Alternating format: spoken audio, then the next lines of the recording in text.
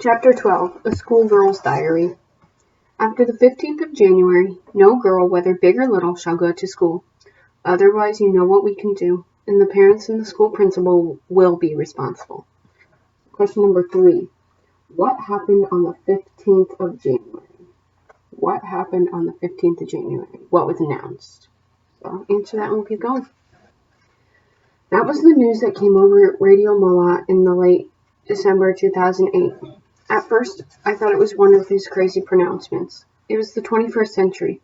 How could one man stop more than 50,000 girls from going to school? I am a hopeful person. My friends may say too hopeful. Maybe even a little crazy. But I simply did not believe that this man could stop us. School was our right. We debated his edict in class. Who will stop him? The other girls said. The Taliban have already blown up hundreds of schools, and no one has done anything. So question number 4. Why did Malala feel as though people were surrendering to Fazlullah? Why did Malala feel as if people were surrendering to Fazlullah? Answer that and keep going. We will, I said. We will call on our government to come and end this madness. The government, the girl said. The government can't even shut down Fazlullah's radio station. The debate went round and round. I didn't give in, but even to me my argument sounded a bit thin. One by one, girls stopped coming to school. Their fathers forbade them. Their brothers forbade them. Within days, we had gone from 27 girls in our grade to 10. I was sad and frustrated, but I also understood. In our culture, girls do not defy the males and their families. And I realized that the fathers and brothers and uncles who made my friends stay home were doing so out of concern for their safety. It was not hard to feel a bit depressed sometimes. Not to feel as if though the families who kept their girls at home were simply surrendering to Fazlullah. But whenever I'd catch myself giving in to the feeling of defeat, I'd have one of my talks with God. Help us appreciate the school days that are left to us, God, and give us the courage to fight even harder for more. School had been due to end the first week of January for our usual winter break, so my father decided to postpone the holiday. We would remain in classes through 14 January. That way we could squeeze in every minute left to us. And the 10 remaining girls in my class lingered in the courtyard every day after school in case these were our last chances to be together. At home in the evenings, I wondered what I would do with my life if I couldn't go to school. One of the girls at school had gotten married off before Fazlullah's edict. She was 12. So, next question. What does the word edict mean? Now, this one's not in the back of the book, so you'll have to use Google. So you can copy and paste the definition of edict into, or look it up because it's multiple choice. So you can look it up and answer that question. I knew my parents wouldn't do that to me, but I wondered, what would I do? Spend the rest of my life indoors, out of sight, with no TV to watch and no books to read? How would I complete my studies and become a doctor, which was my greatest hope at the time? I played with my shoebox dolls and thought, the Taliban want to turn the girls of Pakistan into identical, lifeless dolls. Question number 6. What does Malala want to be when she grows up? What does she want to study to be? And we'll keep going. While we girls savored the days until January 15, Fazlullah struck again and again. The previous year had been hard, but the days of January 2009 were among the darkest of our lives. Every morning, someone arrived at school with a story about another killing, sometimes 2, sometimes 3 a night. Fazlullah's men killed a woman in Mingora because they said she was doing fahashi, or being indecent, because she was a dancer. And they killed a man in the valley because he refused to wear his pants short the way the Taliban did. And now we would be forbidden from going to school. One afternoon, I heard my father on the phone. Oh, we missed a question. My bad. What does the word fahashi mean? So you can look this one up in the back of the book. Fahashi. So answer that and we'll keep going. One afternoon I heard my father on the phone. All the teachers have refused, he said. They are too afraid, but I will see what I can do. He hung up and rushed out of the house. A friend who worked at the BBC, the powerful British Broadcasting Corporation network, had asked him to find someone from school to write a diary about life under the Taliban for its Urdu website. A teacher or an older student.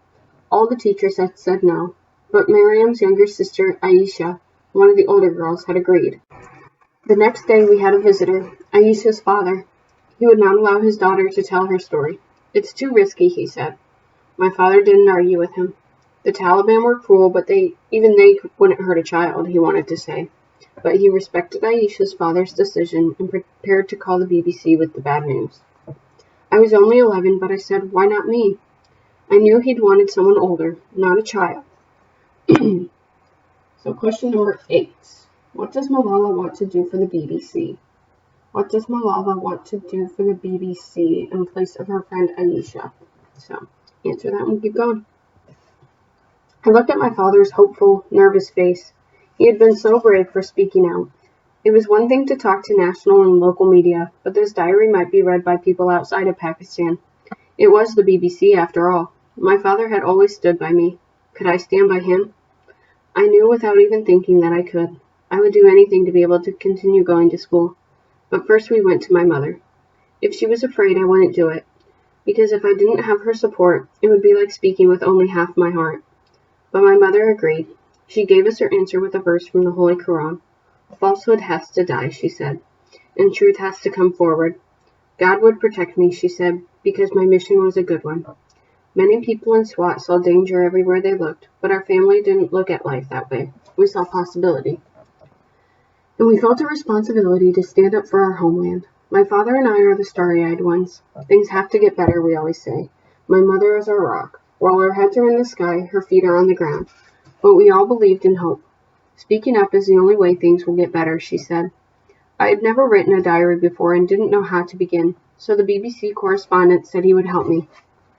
He had to call me on my mother's phone because, even though we had a computer, there were frequent power cuts and few places in Mingora with internet access. The first time he called, he told me he was using his wife's phone because his own phone had been bugged by the intelligence services. He suggested that I use a fake name so the Taliban wouldn't know who was writing the diary. I didn't want to change my name, but he was worried about my safety.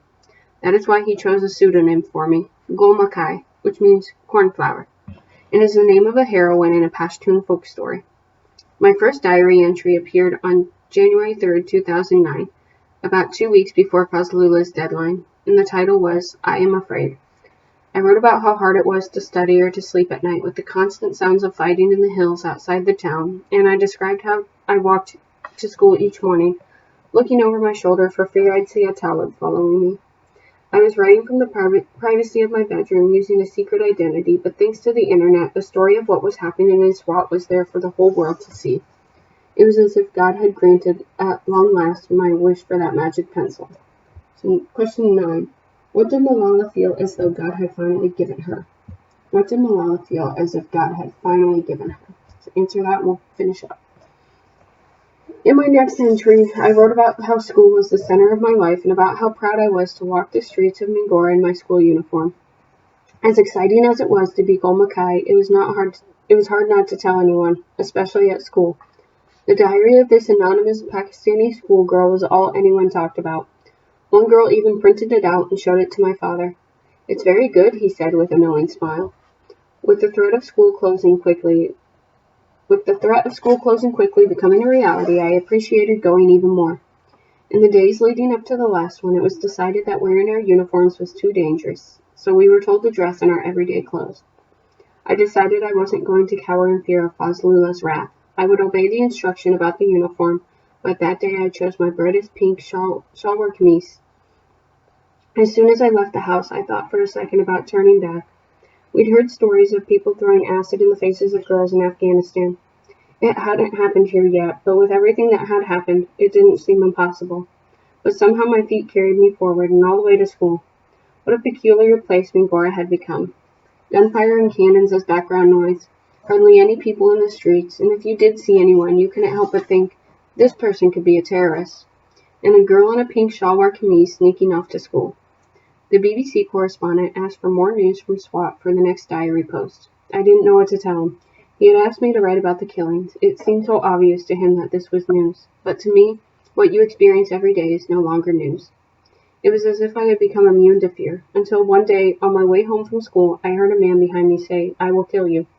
My heart stopped, but somehow my feet kept going. I quickened my pace until I was far ahead of him. I ran home, shut the door, and after a few seconds peeked out at him. There he was, oblivious to me, shouting at someone on his phone. I laughed a bit at myself. Malala, I told myself, there are real things to be afraid of. You don't need to imagine danger when there is none. The real worry, it seemed to me, was being found out. And of course, it was Moniba who was the first to guess the identity of Golmakai.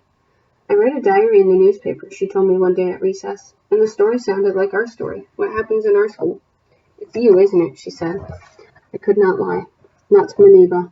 But when I confessed, she became more angry than ever. How can you say you're my best friend when you're keeping such an important secret from me? She turned on her heel and left. And yet I knew, as angry as she wouldn't reveal my secret. It was my father who did that. So who revealed Malala's secret? Question number 10. Who revealed Malala's secret? So once you answer that one, you can submit your quiz as we read the last couple paragraphs. By accident, of course. He was telling a reporter how terrifying it was for children just to walk to and from school. His own daughter, he said, thought a man on his phone had threatened to kill her. Just about everyone recognized the story from the diary. And by April, my days as Golmakai, the secret diarist, would be over. But the diary had done its job. Now a number of reporters were following the story of Fazlulah's attempt to shut down the girls' school of Pakistan, including a man from the New York Times. So that's all we have for this week. We will continue with chapters 13 and 14 next week. So I'll see you all then. Bye.